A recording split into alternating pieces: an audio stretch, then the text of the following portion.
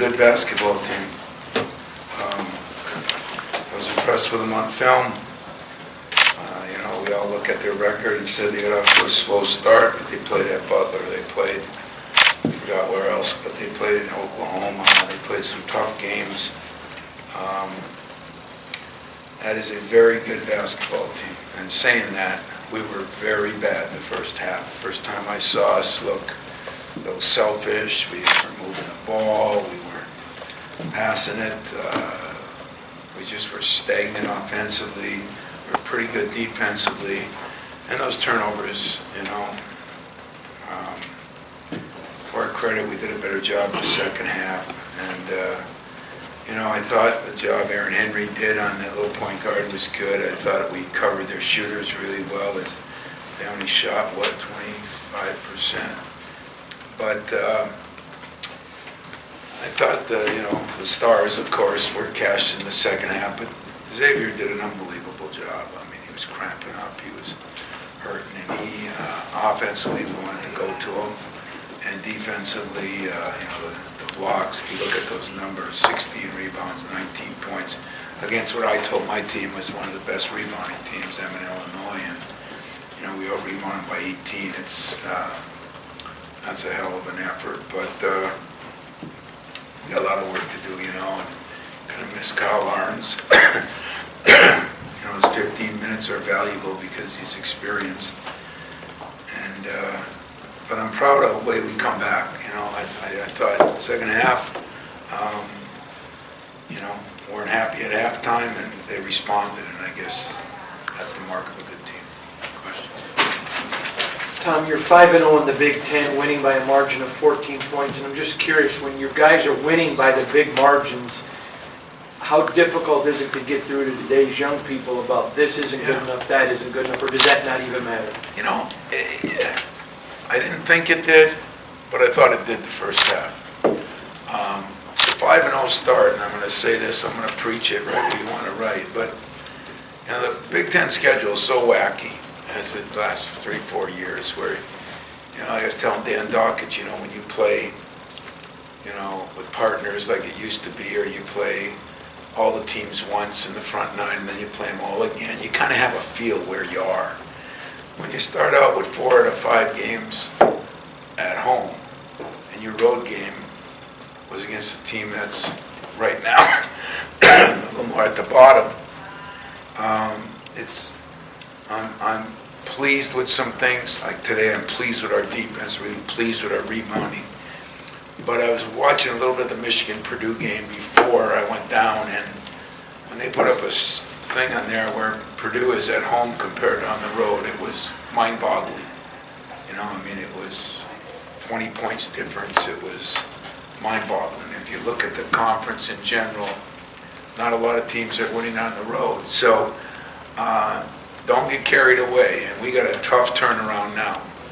We got some guys worn out. I don't know if Barnes will play. We play at noon on Sunday. So I'm concerned about that, but I am pleased. You're 5-0, you're 5-0, and I think we have played well enough. And at times tonight, it looked like the second half of the Michigan game, we couldn't come up with a big stop to get over the hump of getting it up to 13-14, and then maybe you can do something. And I think that's a credit to Minnesota. I told Richard after the game, it's one of his. They might have had a little more talent in some ways last year. It's one of his favorite teams for me, watching from the outside. I think they seem to get along. They seem to, they got a star at the center. They got a star at the point.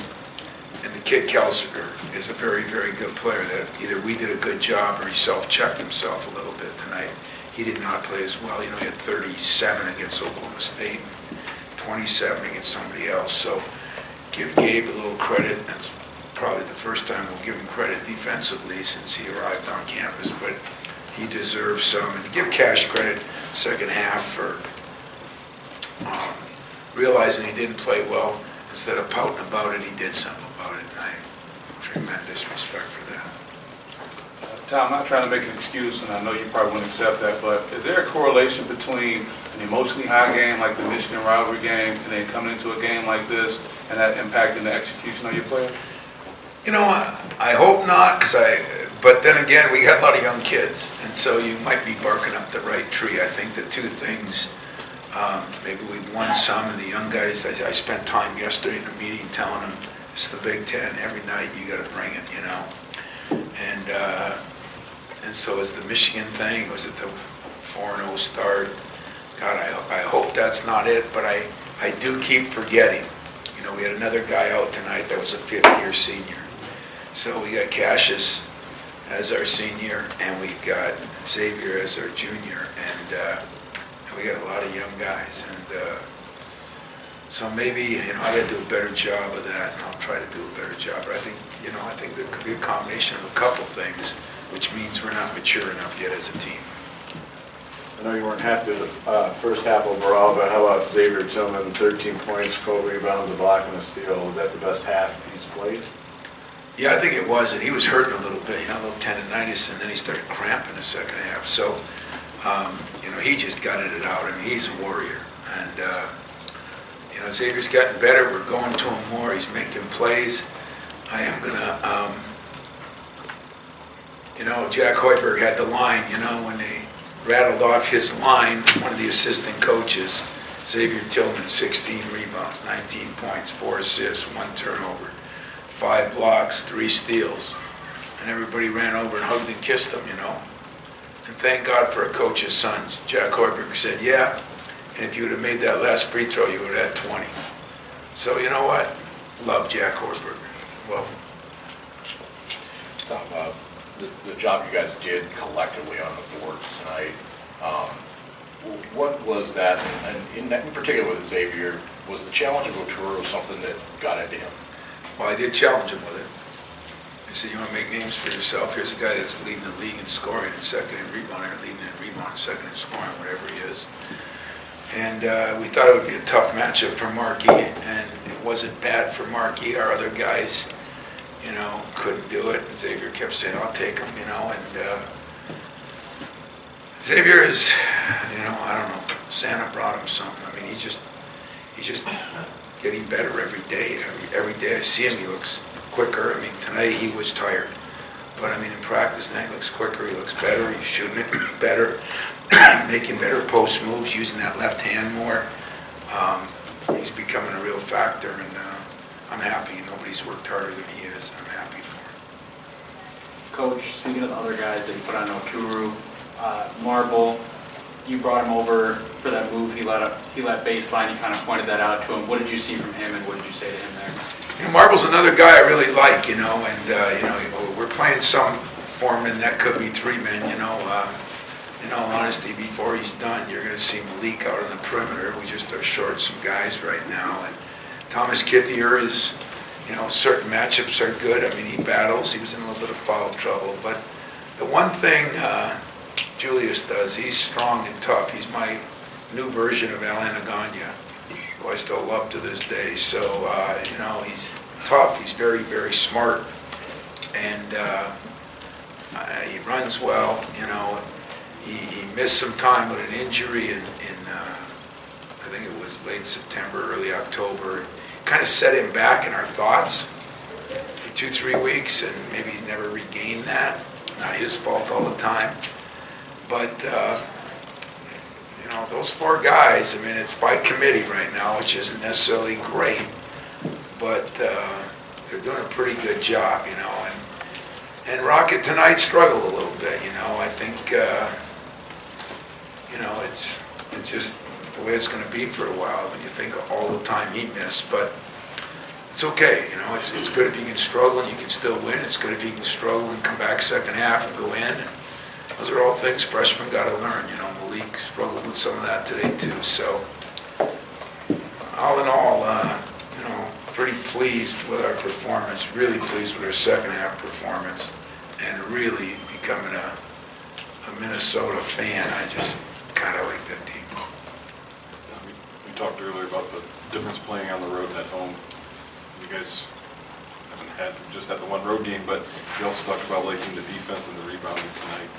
How important are those two aspects moving forward when you got to hit the road? Are you actually looking forward to seeing how this team responds in a tough environment like that? I am looking at it, when we're holding people down to 36 or 7% now, and in the conference, we're holding down to low mid-20s in the three-point line.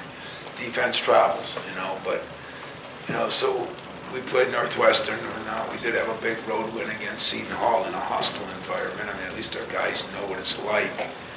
But it's not going to be anything like it's going to be down at Mackey. I heard they played, pretty well tonight. The game went to double overtime or whatever. But Matt's teams play hard all the time.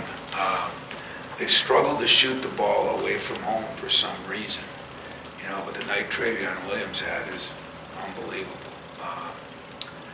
Like I said, when I watched early, he was going against Teskey. He was big, and Travion just did an unbelievable job. So that's going to be a test for us. It's going to be a big test. It's going to be a short turnaround. I think we'll be down another player still. And it's going to be a tough environment with a team that really gets after you. So it'll be interesting to see. You mentioned earlier about the guys kind of wearing down when you do have that short turnaround and so many young guys that really haven't been through the grind. How do you teach that at this point going down there? Yeah, I told my staff, we're not going to be able to grind them, but we're going to have to film it and walk through it. And those four bigs are going to have to spend a lot of time in this building the next 2 days. That is the one thing I think I've done a poor job of myself, and that's realizing, I keep saying, I thought at the beginning of the year we'd have the most veteran team in the Big Ten, and now I realize we're one of the younger teams in the Big Ten. If you look at who we played tonight, it's just, Aaron has some experience, and, Cassius, of course, does, and Xavier. But after that, Gabe and Rocket and Thomas and Malik and Foster and Julius, those guys got minutes. And that's a lot of guys, especially all those bigs, And sometimes we get caught with some strange lineups in there, but I'm getting more and more comfortable with Foster. Sometimes they had such big guards, but I thought he did a good job, and we'll get him, we'll get Rocket back. That is going to be important. He gets his times now, and hopefully we can grow a little bit there. But right now we got a center who's playing about as good at basketball as he's played since he's been here. We got a point guard who's playing about as good at basketball as anybody in the country. Now you got those two things, you got a chance. He made some big shots, man, and give him credit, because he had to be a little worn down too, and after a rough first half, just taking it in there too much. I don't know why that ball wasn't moving. That was one of the more disappointing things that I've watched. Tom, talk a little bit more about Xavier on offense. How much have you seen him develop in that pick and roll with Cassius, and how important has that become to your offense? Become a big part of our offense, but even in the post now, he's getting better. We feel we can post him up, and he's got post moves. That's really encouraging, and he's got a really good left hand. His left hand has gotten better and better and better. And he's kind of going somewhere with his dribble now. He's doing a better job of that. And Xavier Tillman is, he's my best defensive player, and I have to, sometimes I have to hide him. Sometimes I have to use him as a help guy. We're calling it a rover. He's got to do so many different things. Sometimes I got him switching out on people. He's getting to be my Army's Swiss knife, kind of like Draymond was. He's really getting into that kind of a groove right now.